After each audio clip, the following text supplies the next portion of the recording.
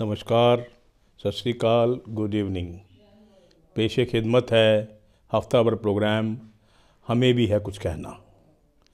आज सबसे पहले तो हम पटियाला वालों को मुबारकबाद देना चाहेंगे, क्योंकि पटियाले के एक local MLA doctor Balbir Singh को भगवंत मान साहब ने अपनी काबीना कैबिनेट को कहा जाता है को आज अभी थोड़ी देर पहले सेहत मंत्री लिया है।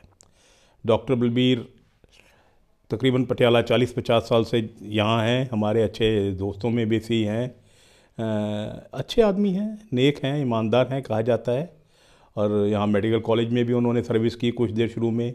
यहाँ प्रैक्टिस करते हैं गुरुद्वारा साहब के सामने, अच्छी प्रैक्टिस चलती है। तो कम से कम अब लगता है कि भी जो मेडिकल कॉलेजेस की जो प्रॉब्लम है, मेडिकल स्टूडेंट्स की जो प्रॉब्लम है और जो हेल्थ से वाबस्ता प्रॉब्लम्स हैं, उनका हल बहुत अच्छे तरीके से निकलेगा और निकलना भी चाहिए। इन्हीं उम्मीदों के साथ हम डॉक्टर बलबीर को भी तहे दिल से मुबारकबाद देना चाहेंगे। चलिए अब शुरू करते हैं। मान साहब की बातें करनी पड़ती हैं क्योंकि सरकार उनकी है, और कोई भी जो चैनल है या न्यूज़ चैनल है, कुछ भी है, अखबार है, रसाला है, उसको कैबिनेट की बातें, उन कैबिनेट के डिसीज़न अच्छे बुरे जो भी हैं उनके बारे में बात करनी पड़ती है और करनी भी चाहिए। सबसे पहले तो हमने ये सोचा था कि आज मान साहब को शाबाश देंगे, शाबाश भी देंगे। एक दो बातें अच्छी भी की हैं, एक दो बातें अच्छी नहीं भी की हैं। हम ये नहीं कभी किसी को नहीं कहते बुरी की हैं, क्योंकि बुरा कहने का हक़ शायद किसी को उस रब ने, उस अल्लाह ने, बाबा जी ने नहीं दिया किसी को। हम ये कह सकते हैं कि अच्छी बातें नहीं भी की हैं कुछ। उनमें से एक बात, अभी आप पिछले हफ्ते आप जाके आए वहाँ मस्तवाना और सुनाम आप गए, शहीद उधम सिंह की मेमोरियल पर जाकर आपने सजदा किया, उनको खराज अकीदत मतलब खराज अकीदत ट्रिब्यूट कहते हैं, पे किए। लोकल एमएलए साहब वहाँ के जो आजकल मंत्री हैं, नेचुरली उनको तो होना ही था, बेचारों को लोकल भी हैं, वो चाहें ना चाहें फिर भी उनको होना था, वो थे वहाँ। लेकिन जहाँ ये बात अच्छी लगी कि भी आप गए वहाँ और आपने वहाँ उनको याद किया, शहीद उधम सिंह को, क्योंकि आपका सुनाम से बहुत गहरा ताल्लुक़ है। आप वहाँ कॉलेज में कुछ देर पढ़े हैं जैसे बताया जाता है, ज़्यादा तो नहीं आप भी पढ़ पाए, कुछ देर पढ़े हैं, लेकिन बहरहाल आपका सुनाम से अच्छा खासा रिश्ता है। तो एक बात बहुत हमें अजीब सी लगी कि उस मेमोरियल, उस फंक्शन पर जो वहाँ की जो पुरानी एमएलए थी या पुराने लीडर, लोकल लीडर थी, वो टोटली इग्नोर किए गए। उनको क्यों नहीं बुलाया गया?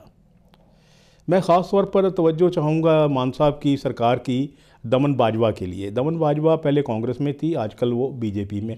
हमें इससे फ़र्क नहीं पड़ता कोई किस पार्टी में है या नहीं है, हमें कोई फ़र्क नहीं, हमें कोई लेना देना नहीं, क्योंकि जो हमारा चैनल है, जो हमारी सोच है, वो बिल्कुल इम्पार्शल है, किसी पार्टी की तरफ ना अच्छाई है ना बुराई है हमारी। लेकिन हमने आज सुबह से लेकर हमने काफ़ी जगदोजहद की और पता किया। आखिर में मुझे तकरीबन 5 बजे के करीब पता लगा, कंफर्म हुआ कि कोई ऑफिशियल इंटीमेशन नहीं गई दमन बाजवा को। मैंने उनके ऑफिस में मिस्टर नवाब हैं उनके पीए, उनसे बात की तो उन्होंने बताया भी हमें पता ज़रूर लगा कि सीएम साहब ने आना है, लेकिन हमें ऑफिशियल इंटीमेशन नहीं थी कोई। तो वो उनको भी नहीं थी, और जो भी कोई और जो हैं कांग्रेस के हों वहाँ या जो अकाली दल के हों, किसी को भी ऑफिशियल इंटीमेशन नहीं थी। दमन का हम स्पेशली जिक्र इसलिए कर रहे हैं कि ये जो मेमोरियल आज जो सारे पंजाब को, सारे हिंदुस्तान को नज़र आ रहा है, वो अगर मैं दावे के साथ ये बात कह सकता हूँ कि वो 100% देन उसमें दमन बाजवा की है, 100% इनकी देन है। पिछले इलेक्शन में आप इलेक्शन हार गई थी, कांग्रेस से वाबस्ता थी, तो अमन जी ही पिछली बार जीते थे। तो लेकिन तब आपने इतना ज़ोर लगाकर, जितना वहाँ पैसा लगा, सब कैप्टन साहब से लड़ झगड़ जैसा भी किया, जितना भी वहाँ पैसा लगा है उस मेमोरियल पर, सारा आप लेकर आई थी। तो सारा सुनाम, मैं समझता हूँ सुनाम तो आपका एहसानमंद है, सारा पंजाब आपका एहसानमंद है, सारा हिंदुस्तान आपका एहसानमंद है, क्योंकि शहीदों को याद करना हम सब का फ़र्ज़ है, हम सब की ज़िम्मेवारी है, हम सब की ड्यूटी है।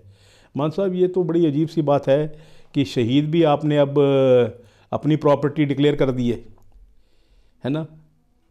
आप सीएम हैं तो शहीद उधम सिंह आपका है, अमन मंत्री है तो अमन अमन जी का शहीद उधम सिंह है। आगे पीछे आप आओ ना आओ कोई फ़र्क नहीं पड़ता ये this is very wrong and very sad. शहीद तो सबके हैं यार, शहीदों को लेबलाइज मत कीजिए, बहुत बड़ी गलती की है। चलिए फिर उससे आगे आप सुनाम के बाद आप मस्तवाना गए, वहाँ भी आपने एक बहुत ही अजीब सी हरकत की है जिसका सारे पंजाब में आपके ऊपर आपके असर पड़ रहा है, आपका नेगेटिव असर पड़ रहा है, आपकी पार्टी का असर पड़ रहा है, माड़ा असर पड़ रहा है, आपकी सरकार का असर बहुत नेगेटिव जा रहा है। आपने वहाँ कहा कि एसजीपीसी आपको जगह वो मेडिकल कॉलेज बनने के लिए नहीं दे रही, जो कि बिल्कुल गलत इल्ज़ाम है। देखिए आप किसी मेरे पड़ोसी ने मेरे से कुछ लेना है तो वो नेचुरली मेरे घर आके मेरे से बात करेगा तभी मैं दूंगा ना यार। अपने आप तो मैं उसके पास नहीं जाऊंगा कि ले हाँ यार ये चीज़ चाहिए ले लो, ऐसे तो नहीं होता। आप 25 एकड़ उनसे ज़मीन मांग रहे हो, वो कहते हैं हम देने को तैयार हैं, लेकिन आप उनसे आके बात तो करो यार, किस बात की को आप। बड़ा अफसोस होता है मुझे आपकी वर्किंग के ऊपर। आप तो बड़े नेक ईमानदार सच्चे आदमी हो यार। तो नेकी और सच्चाई में जहाँ आप जनता की भलाई करना चाहते हो तो वहाँ ईगो और पॉलिटिक्स कहाँ आ गया। सियासत करना तो बड़े आदमियों का काम है, आप तो उन बड़े आदमियों में शुमार नहीं होते सर। क्या आप भी वो बड़े आदमी हो गए हो क्योंकि अब आप 42-45 कारें लेके साथ चलते हो, है ना जी। तो 300-400 सिक्योरिटी वाले आपके पास हैं, एक एडीजीपी आपके अंडर है डायरेक्टली सिक्योरिटी में। कितने शायद आप भी बड़े आदमी हो गए हो इसलिए ये बातें करने लग गए हो। लेकिन मान साहब, जहाँ सूबे की भलाई हो, जहाँ देश की भलाई हो, उसके लिए अगर सर भी झुकाना पड़ जाए तो झुका देना चाहिए। तो आप उनसे बात कीजिए, वहाँ वो ज़मीन आपको देंगे, वो क्यों नहीं देंगे। क्या वो संगरूर या पंजाब का भला नहीं चाहते, वो भी चाहते हैं। आप जाइए उनसे बात कीजिए। आप नहीं जा सकते, अपने किसी नुमाइंदे को भेज दो यार। अगर आप में बहुत ईगो आ गई है तो कोई बात नहीं, किसी नुमाइंदे को लोकल जो हैं और एमएलए मुल्ले हैं उनको, या मंत्री 2-4 हैं उनको भेज दो, अमन को भेज दो, किसी और को भेज दो। तो मेरे तो को नहीं लगता कि कोई इशू बनना चाहिए जो आपने बना दिया। और फिर वो एफजी मैंने सुनी उनकी बात चरणजीत बराड़ वगैरह की, वो कहते हैं कि साथ में 55 एकड़ सरकारी ज़मीन है तो वो ले लो। तो आप वो 25 एकड़ ना आप वहाँ बात करना चाहते हो जाकर, है ना जी, तो आप ज़मीन भी उनकी लेना चाहते हो। तो ये तो this is not fair on your part, I must say this is absolutely wrong, absolutely wrong. कीजिए सर, अपने कंडक्ट को अच्छा बनाइए सर, लोगों को राहतें दीजिए, लोगों को कुछ आपकी सरकार से उम्मीदें हैं, वो उम्मीदों पे खरा उतरिए। अभी एक और इशू पे जिस पे मैं आपकी बात की तवज्जो चाहूँगा, वो मेरे पास थोड़ा सा डाटा भी मैंने इकट्ठा किया है। अभी ये जो आपने फ्री बिजली की है 300 यूनिट 600 यूनिट फॉर 2 मंथ्स, क्योंकि बिजली का बिल हर एक का 2 महीने का आता है, 600 यूनिट आपने फ्री कर दी, उसमें कोई कंडीशन नहीं लगाई आपने, अब सारी कंडीशनें वेव ऑफ कर दी हैं।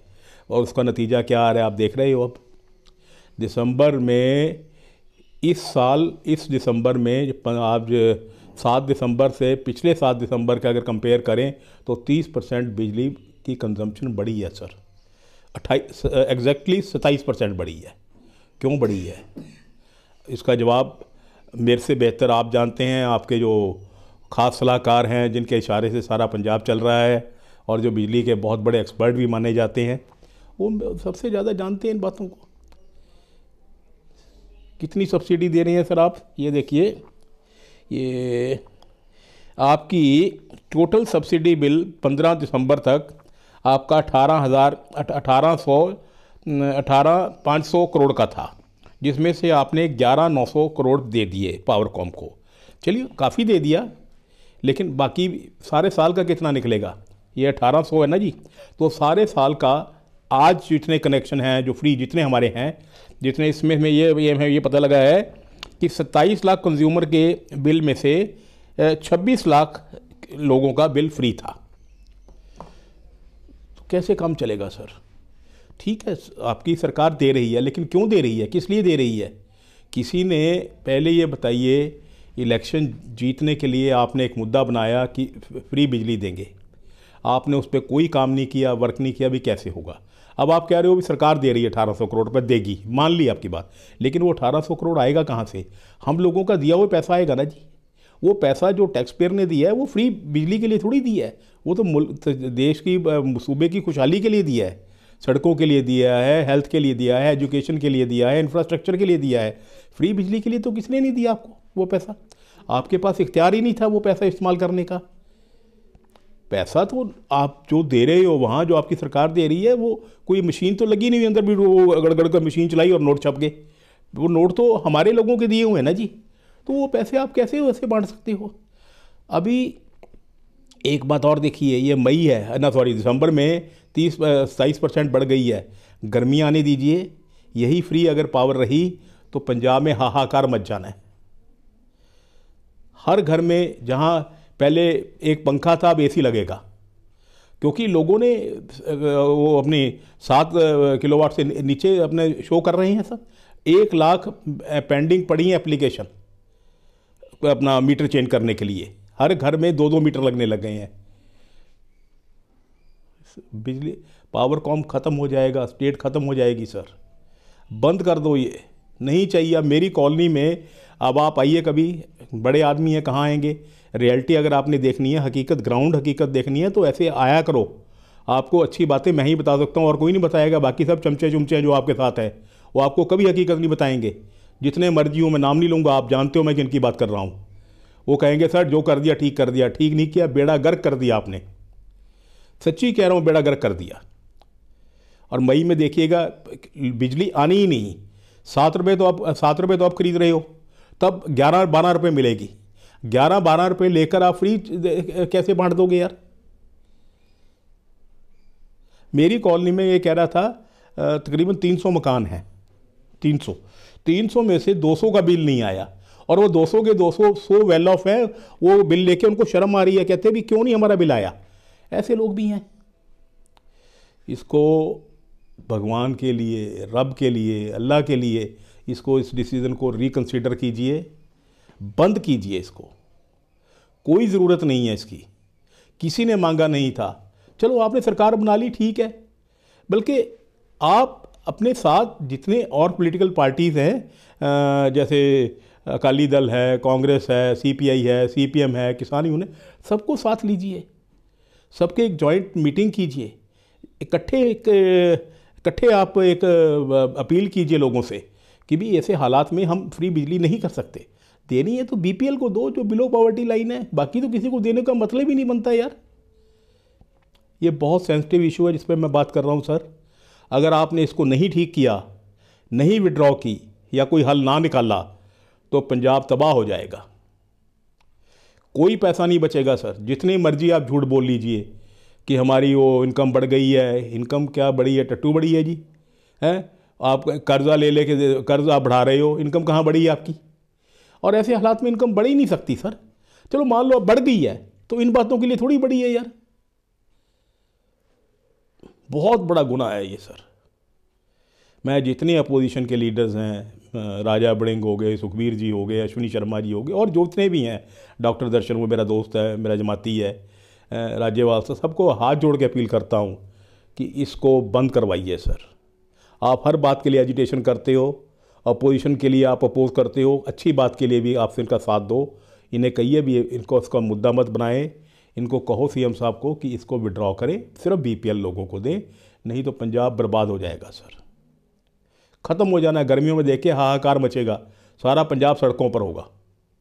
मेरी बात आज आप नोट कर लो। और आपसे एक बात आपने अच्छी भी की है, अभी मैं कल कैबिनेट की, उसके लिए आपकी पीठ भी थपथपानी चाहिए। हम यही नहीं कि सिर्फ क्रिटिसाइज़ करते हैं, क्रिटिसाइज़ भी हम पॉजिटिव करते हैं, ताकि जिससे हमारे देश का, हमारे सूबे का भला हो सके। अभी कल आपके कैबिनेट ने एक फ़ैसला जो मेरे को बहुत अच्छा लगा, कि आपने ये कहा है कि 150 हम सेवादार पीएन की रिक्रूटमेंट करेंगे। इसके लिए सर आपको मुबारक, सलूट करता हूँ मैं। पिछले 20 साल का मैंने रिकॉर्ड चेक किया पंजाब सरकारों का, उसमें कैप्टन साहब की सरकार भी आ गई, सुखबीर एंड पार्टी की भी आ गई।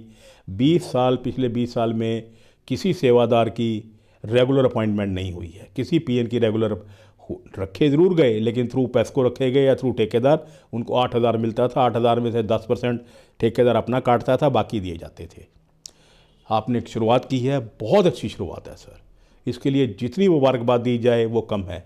मैं फिर आपको कहना चाहूँगा, रिक्वेस्ट करना चाहूँगा, गुजारिश करना चाहूँगा, आप ये नहीं कि भी डॉक्टर ना भर्ती करो, डॉक्टर भी करो, इंजीनियर्स भी करो, प्रोफेसर भी करो, लेकिन मेन सर आप जब तक आप ये PN, sweeper, driver, plumber, electrician, laboratory technician, laboratory attendant, ward boy और जितने भी हैं, कुक, ये आप जब तक आप रिक्रूट नहीं करोगे, पंजाब में ना ड्रग्स की प्रॉब्लम हल होगी, ना अनएम्प्लॉयमेंट की।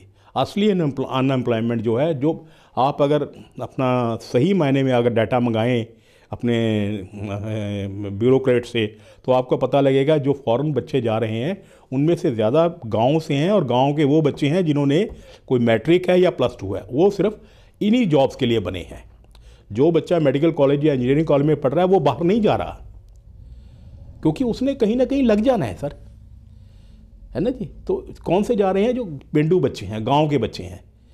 तो वो अगर उनको आप यहाँ अल्टरनेटिव जॉब दोगे, किसी को प्लम्बर लगाओगे, किसी को मैसन लगाओगे, किसी को चौकीदार लगाओगे, किसी को क्लर्क लगाओगे, तो वो नहीं बाहर जाएंगे सर। 18-20 हज़ार में अच्छा खासा फिर भी गुजारा हो जाता है। तो इसलिए सबसे ज़रूरी आपके लिए ये है कि आने वाले अगले इसी साल को हम मान के चलते हैं, अगले दिसंबर तक आप इसकी जो ग्रुप डी की जो रिक्रूटमेंट है, ये 50,000 या 1 लाख के ऊपर कीजिए, कम से कम 50,000 कीजिए। फिर देखिए कितने अच्छे रिजल्ट निकलेंगे, कैसे लोग आपकी पूजा करेंगे, कैसे लोग कहेंगे यार वाह वाह, भगवंत मान ने कमाल कर दिया। और किसी बात पे कमाल नहीं होने वाला आपका, कमाल होगा सिर्फ एम्प्लॉयमेंट। सिर्फ एक चीज़ ज़रूरी है, एम्प्लॉयमेंट। फिर ये जो फिर एजुकेशन, हेल्थ, ये चीज़ें आती हैं। एजुकेशन और हेल्थ तभी होगी अगर एम्प्लॉयमेंट होगी। तो इन बातों पे ज़रूर काम कीजिए सर। बाकी ठीक चल रहा है, थोड़ा सा 1-2 बातें मैंने बताई हैं, उस पर थोड़ा तवज्जो दें तो बहुत अच्छा रहेगा। हमारा भी फ़ायदा है, सारे देश का फ़ायदा है, सारे पंजाब का फ़ायदा है। सो खुदा हाफिज़, शुक्रिया, थैंक यू।